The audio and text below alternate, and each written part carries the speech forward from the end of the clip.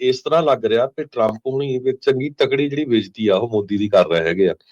ਪਹਿਲਾਂ ਇੰਡੀਆ ਪਾਕਿਸਤਾਨ ਦੀ ਜੰਗ ਨੂੰ ਰੁਕਵਾਉਣ ਦੇ ਲਈ ਹੁਣ ਇੰਡੀਆ ਵਾਲੇ ਕਹੀ ਜਾਂਦੇ ਸਾਡੀ ਤਾਂ ਗੱਲਬਾਤ ਹੀ ਨਹੀਂ ਹੋਈ ਟਰੰਪ ਦੇ ਨਾਲ, ਜਦ ਕਿ ਉਹਨਾਂ ਨੇ ਪਹਿਲਾਂ ਹੀ ਜਿਹੜਾ ਟਵੀਟ ਕਰ ਦਿੱਤਾ ਸੀ ਵੀ ਇੰਡੀਆ ਪਾਕਿਸਤਾਨ ਦੀ ਜਿਹੜੀ ਵਾਰ ਰੋਕਣ ਦੇ ਲਈ ਮੈਂ ਉਹਨਾਂ ਨੂੰ ਕਹਿ ਦਿੱਤਾ ਵੀ ਨਹੀਂ, ਤੁਹਾਡੇ ਨਾਲ ਕੋਈ ਬਿਜ਼ਨਸ ਨਹੀਂ ਕਰਨਾ ਤੇ ਆਪਣੀ ਜੰਗ ਖਤਮ ਕਰੋ।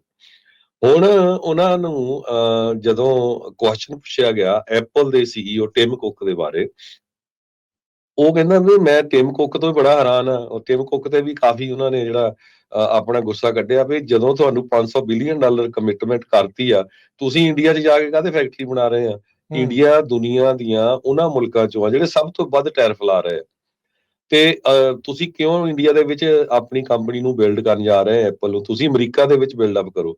ਜੇ ਇੰਡੀਆ ਨੂੰ ਚਾਹੀਦੀ ਤਾਂ ਫਿਰ ਇੰਡੀਆ ਲਈ ਉੱਥੇ ਜਿਹੜੀ ਆ ਕੰਪਨੀ ਬਣਾ ਦਿਓ। ਤੇ ਨਾਲ ਉਹਨਾਂ ਨੇ ਇਹ ਵੀ ਕਹਿ ਦਿੱਤਾ ਵੀ ਉਦਾਂ ਮੈਨੂੰ ਇਹ ਵੀ ਗੱਲਬਾਤ ਹੋਈ ਹੈਗੀ ਆ ਵੀ ਇੰਡੀਆ ਵਾਲੇ ਕਹਿੰਦੇ ਹੁਣ ਜ਼ੀਰੋ ਟੈਰਿਫ ਲਾਵਾਂਗੇ, ਕੋਈ ਅਮਰੀਕਾ ਦੀ ਚੀਜ਼ ਦੇ ਉੱਤੇ ਟੈਰਿਫ ਨਹੀਂ ਲਾਵਾਂਗੇ।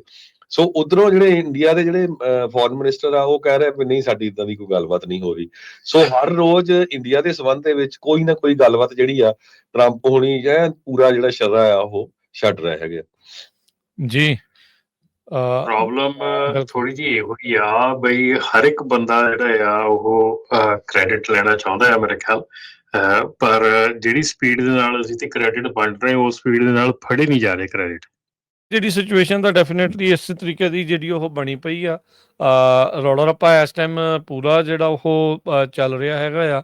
ਸਿਚੁਏਸ਼ਨ ਕਿਵੇਂ ਜਿਹੜੀ ਉਹ ਬਣੂਗੀ ਇਹ ਜਿਹੜੀ ਉਹ ਆਪਾਂ ਦੇਖਦੇ ਹਾਂ, ਪਰ ਟਿਮ ਕੁੱਕ ਨੂੰ ਉਹਨਾਂ ਨੇ ਜਿਹੜਾ ਉਹ ਜ਼ਰੂਰ ਦੱਸ।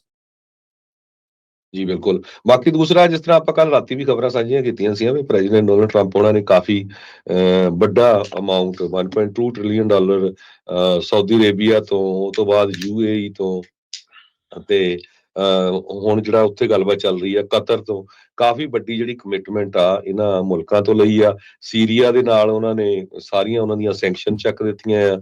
ਇੱਕ ਟਾਈਮ ਤੇ ਰਿਹਾ ਮਿਲੀਟੈਂਟ ਬੰਦਾ ਜਿਹੜਾ ਅਮਰੀਕਾ ਦਾ ਮੋਸਟ ਵਾਂਟਡ ਸੀ, ਜਿਹਦੇ 10 ਮਿਲੀਅਨ ਦਾ ਅਵਾਰਡ ਸੀ, ਉਹਦੇ ਨਾਲ ਫਿਰ ਜੱਫੀਆਂ ਵੀ ਪਾਈਆਂ ਟਰੰਪ ਉਹਨਾਂ ਨੇ ਵੀ ਹੁਣ ਠੀਕ ਆ ਸਾਡਾ।